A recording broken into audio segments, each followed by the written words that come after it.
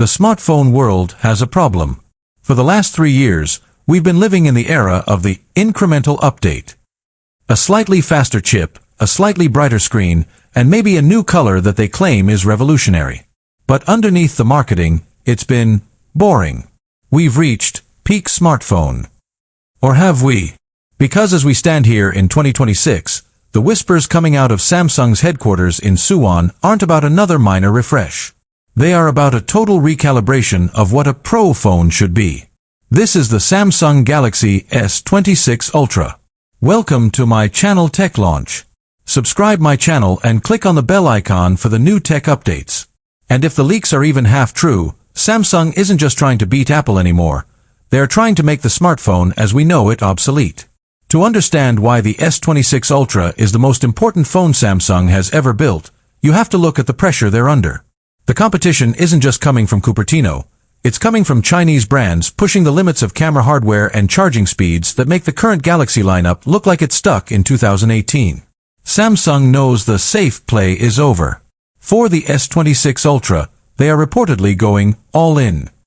The first thing that's going to stop you in your tracks is the design. For years, the Ultra has been a sharp-edged, boxy beast. It was iconic, sure, but it wasn't always comfortable. The S26 Ultra is finally fixing the ergonomic nightmare. Leaks show a transition to significantly curvy corners, not quite the rounded edges of the S21, but a sophisticated, softened geometry that makes a 6.9-inch phone actually usable in one hand. And it's not just the shape, it's the thinness. We are looking at a chassis that's reportedly only 7.9 millimeters thick. In a world of bulky camera bumps, Samsung has found a way to shave down the body while keeping the Ultra internals. But let's talk about the screen, because that's where Samsung always wins. The S26 Ultra is debuting the M14 OLED panel. This isn't just about being bright. We've reached the point where 3000 nits is common. The S26 Ultra is focusing on perceived quality.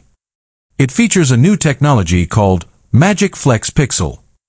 This is a privacy and efficiency layer built into the pixels themselves.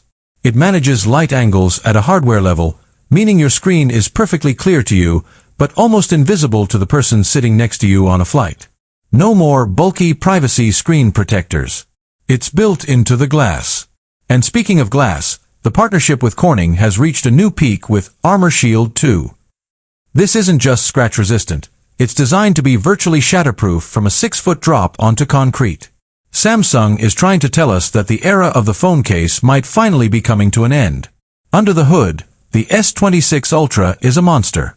In the US, we are getting the Snapdragon 8 Elite Gen 5. This chip is built on a 3-nanometer process that is so efficient, it's reportedly pushing battery life into the 3-day territory for the average user. But the real story is the RAM. For the first time, 16 gigabytes of LPDDR5X RAM will be the standard across all models. Why? Because of Galaxy AI 2.0. Samsung is moving away from cloud-based AI. They want your phone to think for itself.